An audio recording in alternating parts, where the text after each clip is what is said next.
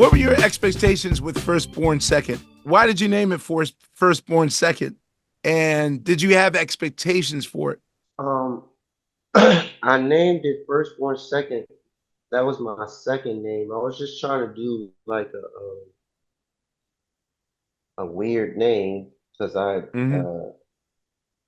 so I think it was called uh, uh, Hot Glass of or Cold Glass of Hellfire, and Tunes hated it.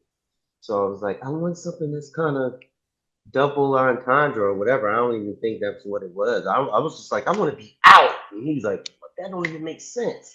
So then I'm the second, I'm my mom's second child. So I was like, this is my first album, second child.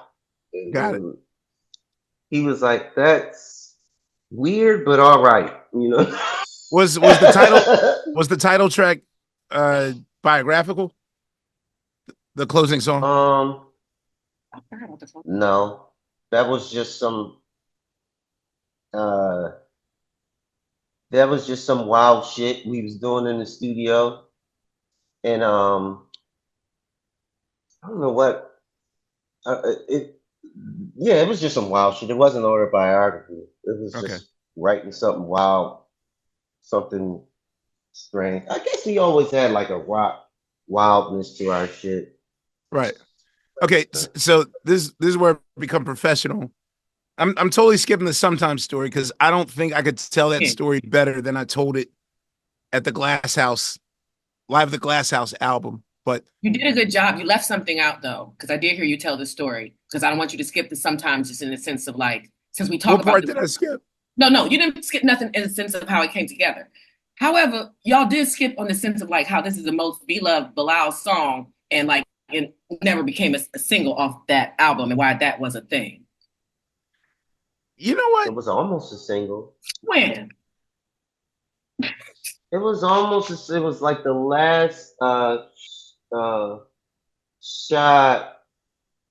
They wanted to make it a single before starting on a new album. I think it was his name that worked up Steve there, Stout? Steve Stout. Yeah. Steve Stout wanted to do a video, and he was like, we need to do a video on this." But I think They picked Fast Lane, Bilal. I remember they being picked on Fastlane radio, and instead. I was like, is this really because of Dr. Dre? Because this Stout went on record to say on this podcast that he really regrets kind of how the ball got dropped with you because he felt that oh you yeah. were that supernova figure that really and I hate that whole could have been a contender talk because for a lot of artists that do get to the mountaintop, we see what happens to them. So I believe you are where Here, you're look at the supposed to. screen. Mhm. Oh, is Reek. No. He said, take the mute off. Tell us, Steve, take the mute off. Take the mute off, Steve. You But for you, from my perspective, when I did this record for him, I wanted to be a part of the filler cuts because I feel like but I feel that the mark of a great artist like Stevie Wonder, like Prince, I don't like the singles. Like Yeah, Prince yeah. singles, Delirious, Let's Go Crazy. Nah, I'm gonna listen to Dorothy Parker. Like for me, break tradition. Why the singles gotta be that way? Like I've been screaming this to you for years about these singles. Like Artists don't pick the single. I feel It was like the hardcore mark back of a then. true artist is wasn't who it? has the best filler. Like, and to me, a lot of our favorite songs on this record. The album, the radio songs were Fast Lane, Soul Sister, and Love It. Hmm. But we was on Queen of Sanity sometimes. When would you call like why?